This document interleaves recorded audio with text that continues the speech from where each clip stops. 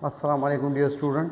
आज टॉपिक है हमारे पास जनरल गैस इक्वेशन या आइडियल गैस इक्वेशन। इनको किस तरह डिफ़ाइन करेंगे, किस तरह डिराइव करेंगे और मुख्तलिफ न्यूमेरिकल के लिए इससे फार्मूलाज कैसे बनाएंगे, या अगर इस सिलेबस क्वेश्चन आ जाए कि इनके सिग्निफिकेंस लिखे या इनका रोल क्या है, इनका इम्पोर्टेंस लिखे, तो हम किस तरह इनका रोल, इम्पोर्टेंस, सिग्निफिकेंस जो है डिराइव कर सकते हैं। इंडिकेट में इनके हवाले से जो है किस तरह से इनके यूनिट से या फार्मूला से MCQs बना सकते हैं, तो इनको डिस्कस करेंगे। नंबर 1, जनरल गैस इक्वेशन या आइडियल गैस इक्वेशन।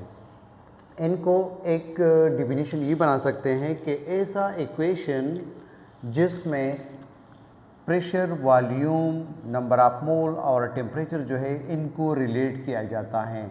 ऐसा इक्वेशन जिसमें pressure, volume, number of mole और टेम्परेचर इसके बीच में रिलेशन पाया जाता है या इनको रिलेट करते हैं, तो ऐसा इक्वेशन जो है ये हमारे पास जनरल गैस इक्वेशन या आइडियल गैस इक्वेशन कहलाता है। आइडियल गैस इक्वेशन इसलिए कि आइडियल गैस के ऊपर ये 100% रिजल्ट देता है।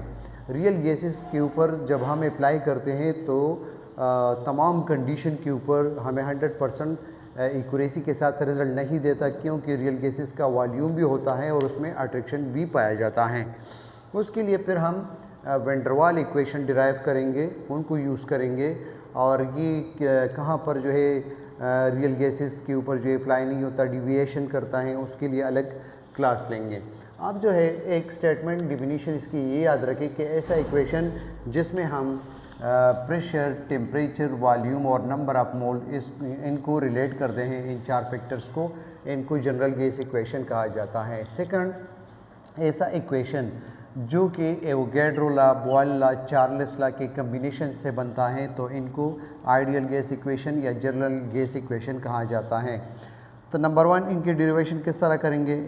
बॉयल लॉ के मुताबिक हमारे पास ये रिलेशन है वॉल्यूम और प्रेशर के बीच में इन्वर्स रिलेशन है, लेकिन इसमें टेम्परेचर और नंबर ऑफ मोल ये कांस्टेंट रहेंगे। ये हुआ equation 1। According to the Charles law, volume और टेम्परेचर डायरेक्ट रिलेशन में होंगे, जैसे जैसे टेम्परेचर बढ़ेगा वॉल्यूम भी बढ़ेगा, लेकिन इसमें प्रेशर और नंबर ऑफ मोल ये कांस्टेंट रहेंगे।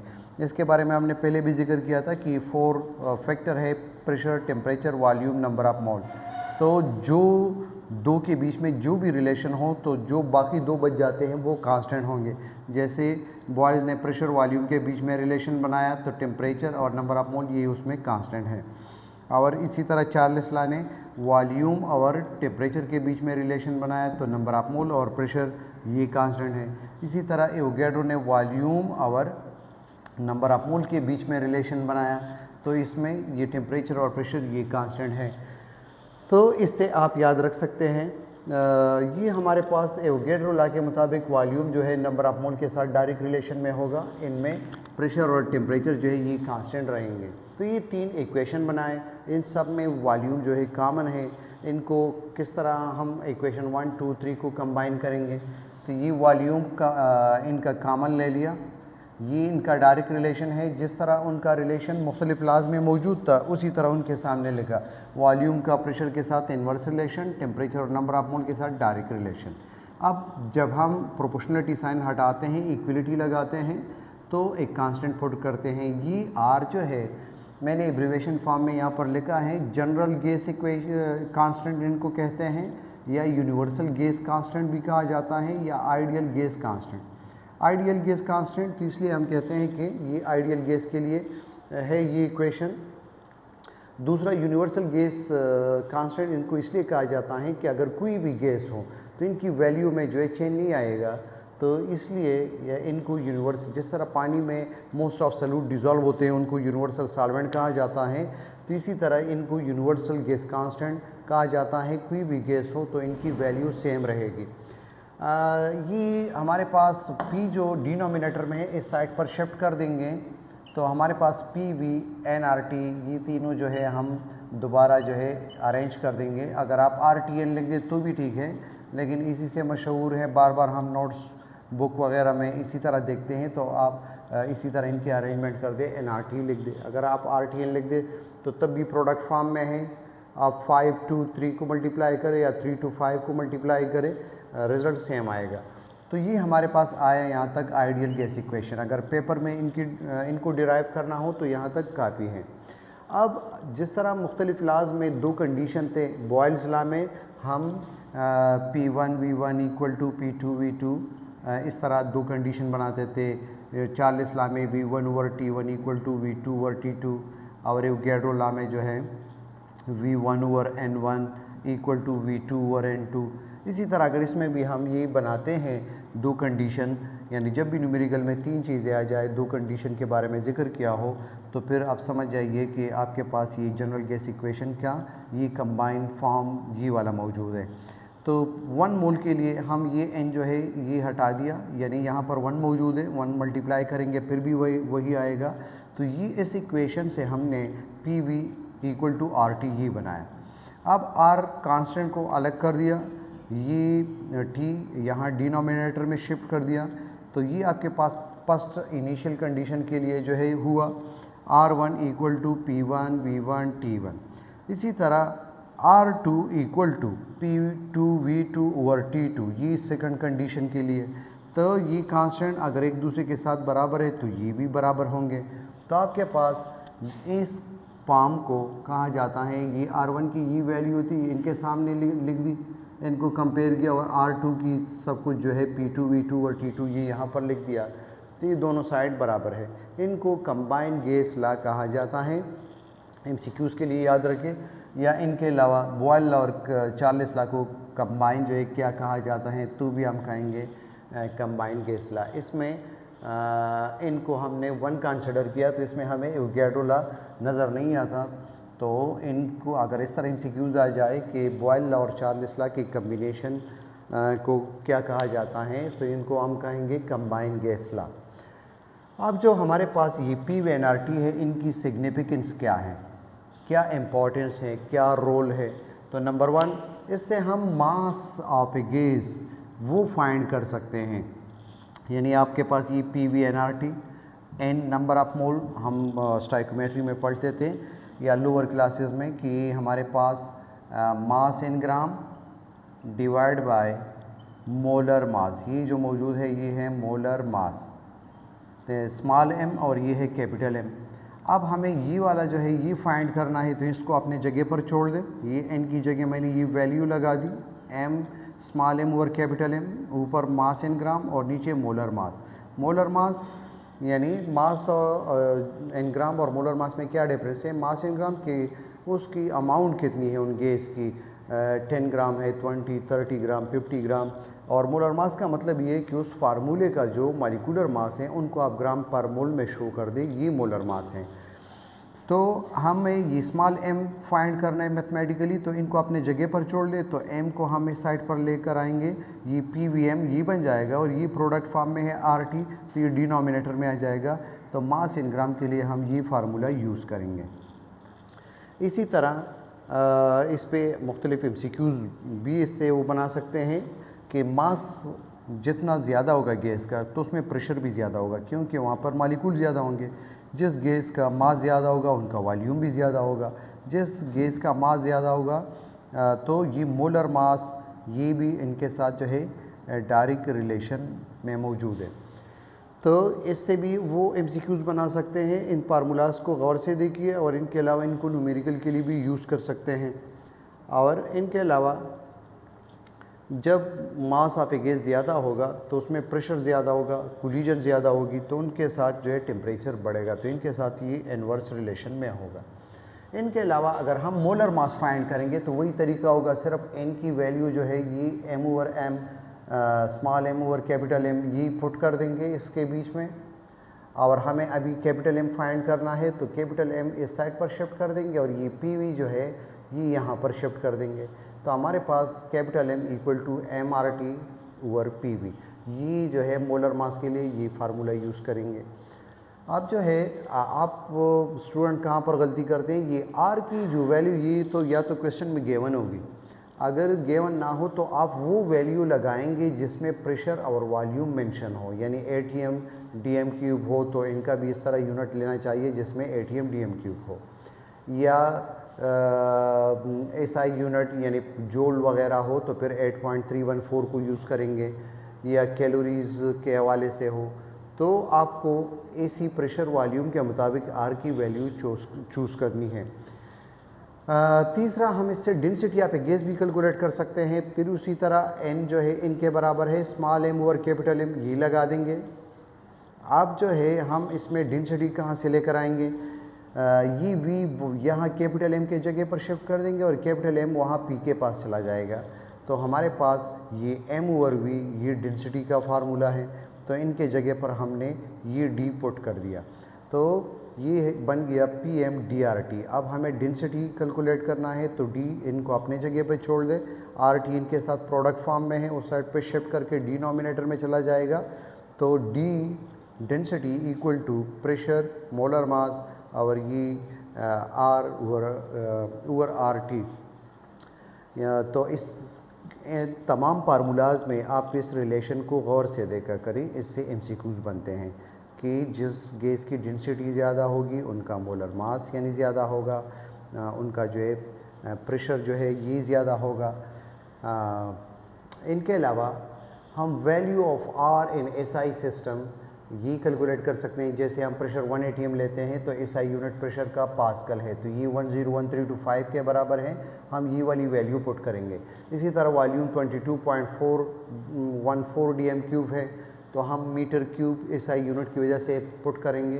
तो 1 DM³ जो है आपके पास 1 DM³ ये 1000 सेंटीमीटर क्यूब के बराबर है। और इसी तरह अगर हम ये 1000 DM³ लेंगे तो ये 1 मीटर क्यूब के बराबर है। तो इनको 1000 से डिवाइड किया तो 0.0224 मीटर क्यूब ये आया। और टेम्परेचर केल्विन इनके लिए यूज़ करते हैं, ये भी ठीक है, और 1 मोल ये लगा देंगे। तो हमारे पास ये इक्वेशन है, इससे पहले हम R डिराइव कर देंगे। R अपने जगह पे छोड़ दे, N और T जो है यहाँ पर शिफ्ट कर दे, तो आपके पास R का ये फार्मूला बना। अब प्रेशर के लिए 101325 पास्कल, वॉल्यूम के लिए 0.0224 मीटर क्यूब और N के लिए 1 मोल, T के लिए 273 केल्विन। इनको जब कैलकुलेट करेंगे तो आपके पास 8.314 आएगा। और ये पास्कल, मीटर क्यूब और मोल इनवर्स ये नीचे मौजूद है, तो मोल इनवर्स, केल्विन इनवर्स ये लिख दिया, ये इनका यूनिट हुआ। तो MCQs में इनके ऊपर भी यूनिट के ऊपर भी MCQs बन सकता है। इनके अलावा ये पास्कल मीटर क्यूब जो है ये 1 जूल के बराबर है, तो इनके जगह पर आप 1 जूल इस तरह भी ये भी पुट कर सकते हैं। अगर एनर्जी वगैरह का जिक्र हो तो फिर हम ये यूनिट यूज़ करेंगे। मोल इनवर्स, केल्विन इनवर्स अपने जगह पर आए। इनके अलावा अगर इनको हम कैलोरीज़ में कन्वर्ट करना चाहें तो फिर आपके पास रिलेशन है 1 कैलोरी इक्वल टू 4.18 जूल। तो इस वैल्यू को जब 4.18 जूल से डिवाइड करेंगे तो ये आपके पास कैलोरी में कन्वर्ट हो जाएगा 1.99 calorie mole inverse, kelvin inverse. तो इस तरह ये भी कर सकते हैं, या इनके जगह पर अगर हम यहाँ पर पास्कल के जगह पर जो है ये 1 पास्कल आपके पास बराबर है न्यूटन पर मीटर स्क्वायर। तो अगर हम ये यूनिट यहाँ पर रखेंगे कि न्यूटन पर मीटर स्क्वायर, तो आप जो है ये मीटर स्क्वायर के साथ 2 मीटर यहाँ पे ये कैंसिल हो जाएंगे और 1 मीटर रह गया, तो आपके पास ये न्यूटन मीटर जो बाकी बच जाता है ये भी 1 जूल के बराबर है। तो इनके लिए भी आप इस तरह न्यूटन मीटर जो यहाँ पर बचेगा उनके जगह पर आप कह सकते हैं कि हमने 1 जूल लगा दिया। तो ये था SI यूनिट के लिए। इनके अलावा 5th नंबर आप STP पर भी मालूम कर सकते हैं, स्टैंडर्ड टेम्परेचर प्रेशर। आपके पास स्टैंडर्ड टेम्परेचर जो है 5th इम्पॉर्टेंस या रोल जो है उसमें STP पर standard temperature pressure, standard temperature और प्रेशर आपके पास कितना है, ये पहले आप जो है ये इक्वेशन लिख देंगे। ये आपके पास PV/NRT और फिर R को डिराइव करना है तो RPV/NT। अब यहाँ पर P जो है STP पर हमें कैलकुलेट करना है value of R and STP, standard temperature pressure. तो स्टैंडर्ड प्रेशर हमारे पास 1 ATM, तो ये लिख दिया वॉल्यूम 22.4 dm³ और 1 मोल n के जगह पर, और T जो है 0 डिग्री सेल्सियस 273 केल्विन के बराबर है, तो यहाँ पर 273 लिख देंगे। जिस तरह हम कहते हैं कि 1 मोल 0 डिग्री सेल्सियस या 273 केल्विन पर और जब 1 atm प्रेशर हो तो उनका मोलर वॉल्यूम 22.4 dm³ होगा। तो इससे भी याद रख सकते हैं कि स्टैंडर्ड टेम्परेचर प्रेशर पर जब आपके पास 0 डिग्री सेल्सियस टेम्परेचर हो, 1 atm प्रेशर हो और गैस का जो अमाउंट है वो 1 मोल हो, तो आपके पास इनका वॉल्यूम जो है 22.4 dm³ होगा। तो स्टैंडर्ड टेम्परेचर एंड प्रेशर पर R की वैल्यू ये आपके पास जब इनको कैलकुलेट करेंगे तो 0.0821 और ये यूनिट इनके साथ मेंशन कर दे atm dm³, और जो नीचे डिनोमिनेटर में है इनको मोल इनवर्स और केल्विन इनवर्स ये लिख देंगे। तो जब आपके पास न्यूमेरिकल में प्रेशर वॉल्यूम atm और dm³ में मेंशन हो तो आप ये वैल्यू यूज़ करेंगे, और जब आपके पास पास्कल मीटर क्यूब ये वाला हो तो फिर जो है आप 8.314 ये वैल्यू यूज़ करेंगे। या इसी तरह अगर जोल का जिक्र हो या पास्कल मीटर क्यूब या न्यूटन मीटर, तो फिर जो है 8.314 यानी R की वैल्यू आप न्यूमेरिकल में प्रेशर और वॉल्यूम को देखिए उसके मुताबिक चूज़ करेंगे। इसी तरह आप मिलीमीटर ऑफ मरकरी टॉर इसमें भी कैलकुलेट कर सकते हैं। हम सिर्फ क्या करेंगे यहाँ पर कि इनकी जगह पर अगर हम 760 रख दें मिलीमीटर ऑफ मरकरी, तो यूनिट में atm के जगह पर आप मिलीमीटर ऑफ मरकरी Hg ये लगा देंगे, बाकी dm³ वगैरह ये सब साथ में उसी तरह दोबारा आ जाएगा। तो आप इनको मल्टीप्लाई कर दें फिर इसी से डिवाइड कर दें। इसी तरह आप इनको 1 मिलीमीटर ऑफ मरकरी जो है ये इक्वल है 760 टार के, तो हम ये भी कर सकते हैं। 760 ये यहाँ पर रख दे तो यहाँ यूनिट में फिर आप टार लिखेंगे इनके बराबर में। तो ये था इनका इम्पोर्टेंस कि इससे हम मुख्तलिफ़ फार्मूले भी बनाते हैं जनरल गैस इक्वेशन से, और उनका ख़ुद अगर डेरिवेशन आ जाए तो ये एमडीकेट पॉइंट ऑफ व्यू से इंतहाई ज़रूरी है। इससे मुख्तलिफ़ MCQs बनते हैं, मुख्तलिफ़ फैक्टर के बीच में रिलेशन क्या है, तो उसमें आप फार्मूलों के बीच में देखेंगे कि ये इन्वर्स फॉर्म में है या डायरेक्ट फॉर्म में मौजूद हैं। इनके अलावा जो है आप directly concentration of A gas उनके लिए भी कैलकुलेट कर सकते हैं। ये हमारे पास 4, ये HTP वाला 5 हो जाएगा, और इनके अलावा 6 नंबर कंसंट्रेशन के लिए भी आप इसमें ऐड कर सकते हैं। जैसे कंसंट्रेशन कहाँ से आएगा, ये आपके पास PV equal to nRT, n के जगह पर हम पुट कर देंगे small m over capital M mass in gram divide by molar mass, ये रख दिया m over capital M RT, और ये PV। अब जो है आपके पास ये लगाने की ज़रूरत नहीं है, इसमें आप डायरेक्टली इस तरह कर लें कि नंबर ऑफ मोल जो है इनको जब वॉल्यूम से डिवाइड करेंगे तो ये कंसंट्रेशन, जिस तरह आप 9 में मोलरिटी के बारे में पढ़ते थे नंबर ऑफ मोल पर dm³ ऑफ सॉल्यूशन, तो ये कंसंट्रेशन का जो है यूनिट बन जाएगा। नंबर ऑफ मोल पर dm³ ये कंसंट्रेशन के बराबर है C equal to n over V। तो इनके जगह पे C लगा दें, ये इनके पास RT आया और ये PV। आप C को इसी जगह पे छोड़ दें, RT को शिफ्ट कर दें, तो आपके पास C equal to PV over RT। तो ये एक और फार्मूला ये बन जाएगा। तो जैसे जैसे कंसंट्रेशन बढ़ेगा, ये MCQ याद रखें, आपके पास प्रेशर भी बढ़ेगा। यानी बाहर से आपने एडिशन नहीं की लेकिन आपने प्रेशर अप्लाई की किसी गैस के ऊपर, तो आपके पास यूनिट एरिया में ये मालिक्यूलों की जो है कंसंट्रेशन ये बढ़ जाएगी। तो प्रेशर और कंसंट्रेशन जो है ये डायरेक्ट रिलेशन में होंगे। Thank you.